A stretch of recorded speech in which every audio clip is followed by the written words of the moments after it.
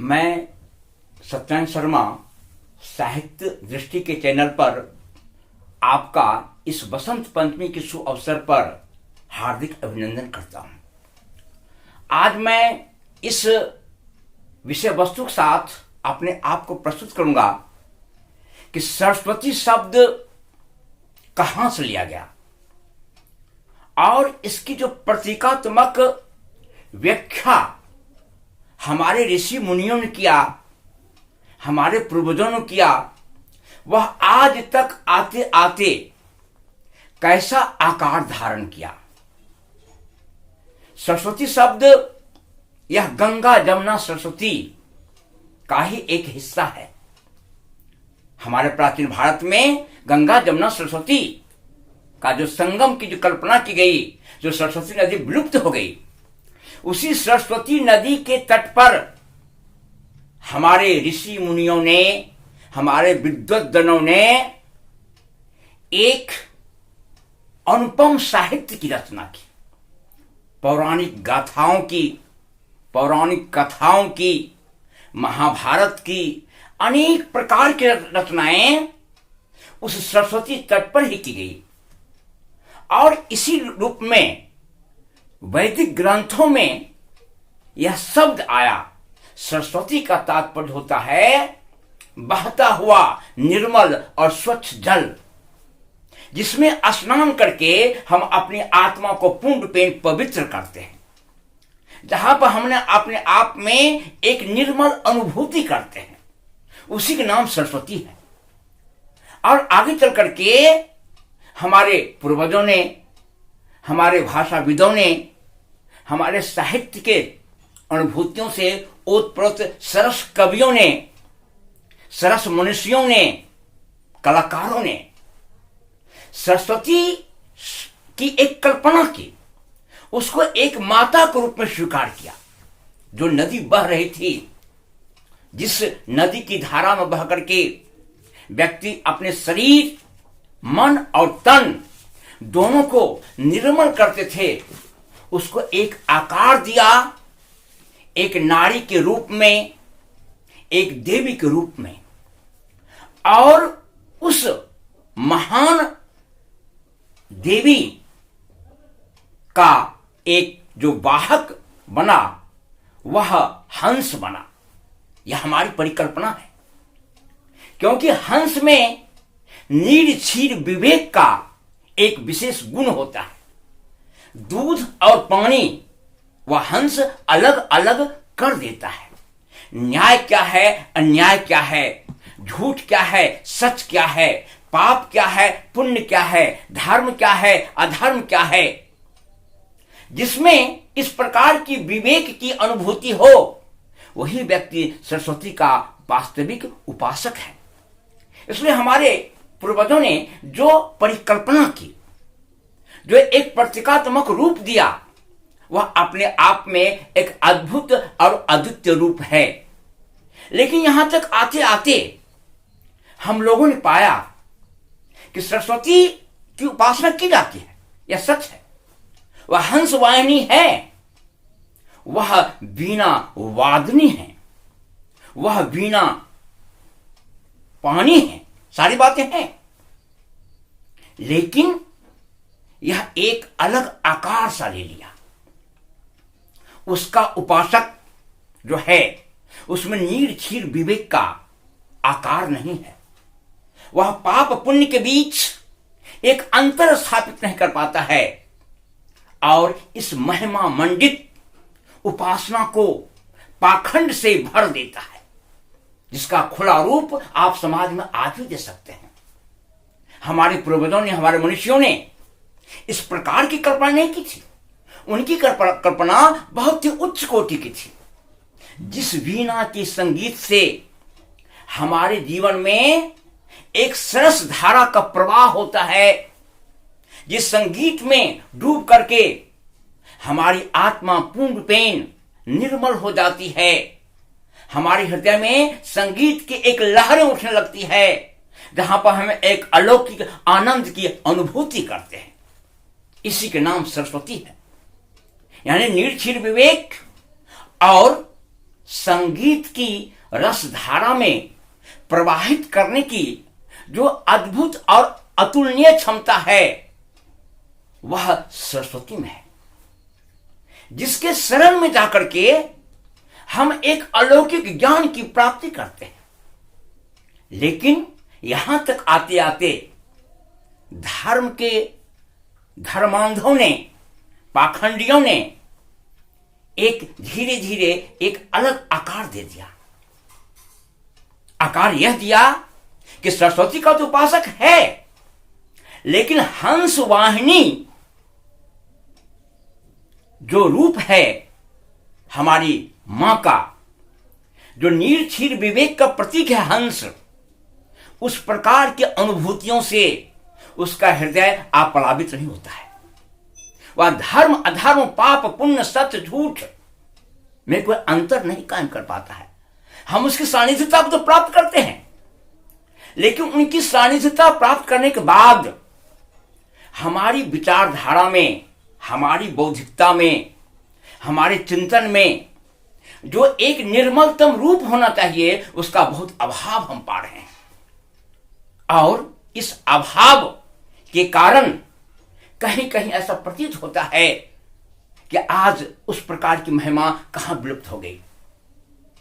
और इस अवसर पर मैं कहना चाहूंगा कि सूर्यकांत त्रिपाठी निराला ने जिस प्रकार की वंदना की है, उस प्रकार की वंदना लगभग हिंदी साहित्य में कहीं उपलब्ध नहीं है।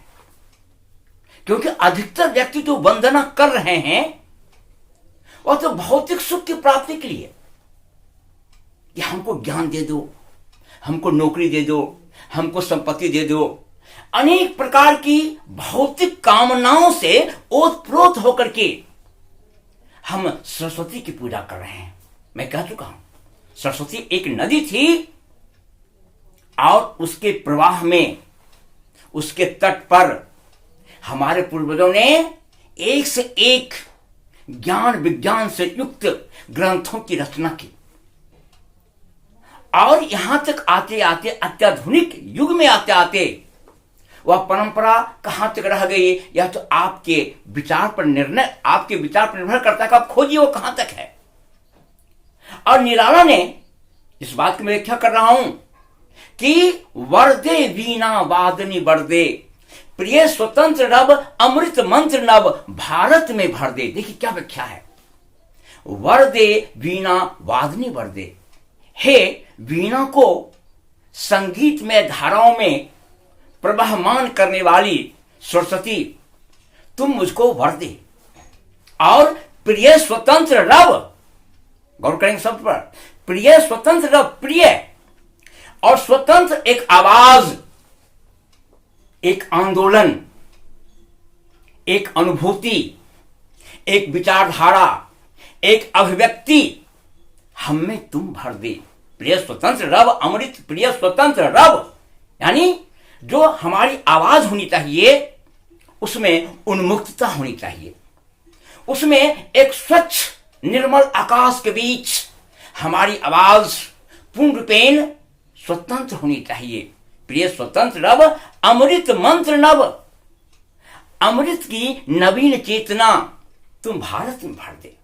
हे सरस्वती मां, जो बिना वादनी हो तो हमारे अंदर एक उन्मुक्त आवाज, एक अलौकिक अनुभूति, प्रिय स्वतंत्र रव अमृत मंत्र नव, एक ऐसी अमृत तत्व की अनुभूति से हमारे हृदय को आप्लावित कर दे कि हम अपने आप को धन्य समझने लगे।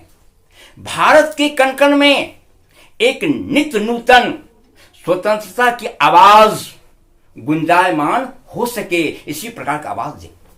भर दे वीणा वादनी भर दे, प्रिय स्वतंत्र रव अमृत मंत्र नव भारत में भर दे। काट अंध उड़ के बंधन स्तर, हमारे हृदय में जो अज्ञानता का अंधकार है, जिस अज्ञानता के अंधकार में हम बंध गए हैं, उसको तुम भंग कर दे, उसको तुम काट दे, उसको तुम छिन्न भिन्न कर दे। काट अंग उड़ के बंधन स्तर, बहा ज्योति मैट निर्धर। एक इस प्रकार की प्रकाश की धारा को प्रवाहित कर दो, बहा ज्योति मैट निर्भर। कहने का तात्पर्य कि निराला की जो पंक्ति है यह अपने आप में अतुलनीय है। काट अंध उड़ के बंधन अस्तर, बहा ज्योति मृद निर्धर, कलुष भेद तम हर प्रकाश भर।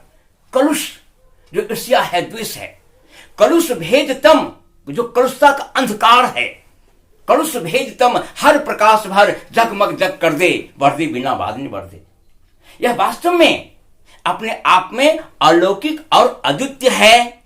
निराला ने जिस प्रकार की सरस्वती वंदना की है वह अपने आप में अतुलनीय है।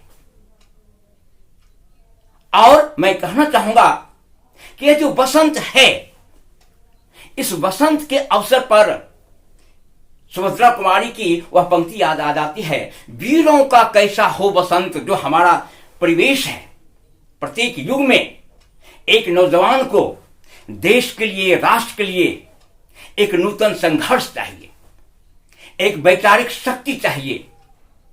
इसलिए सुभद्रा कुमारी चौहान ने उस परतंत्र भारत में इसकी व्याख्या की और स्पष्ट रूप से वीरों को जगाई, और आज तक पुनः जगाने की आवश्यकता पड़ गई है।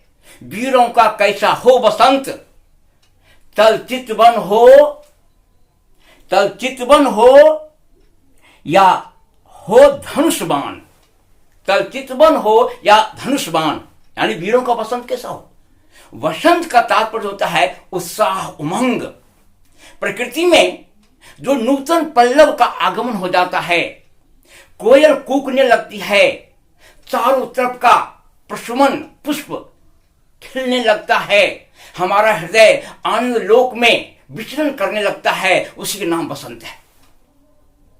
और इसको सुभद्रा कुमारी चौहान ने भी स्पष्ट की कि बसंत किस रूप में आना चाहिए, तल चितवन हो या धनुषबाण।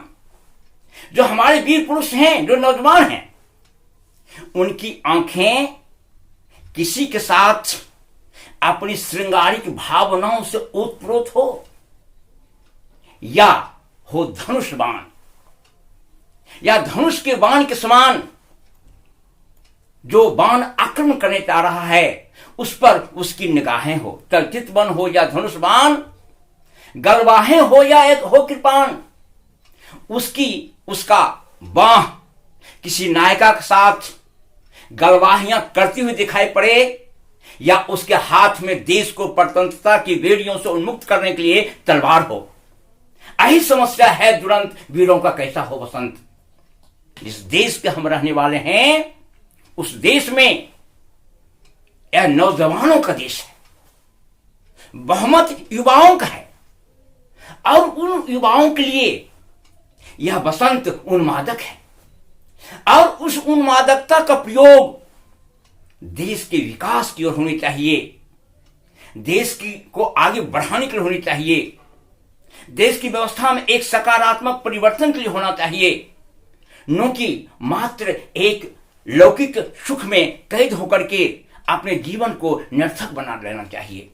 इसलिए बसंत पंचमी के अवसर पर मैं आह्वान करता हूं इसके साथ कि वीरों का कैसा हो बसंत, तल चितवन हो या धनुषबाण, गलवाहें हो या हो कृपाण। यही समस्या है दुरंत, वीरों का कैसा हो बसंत।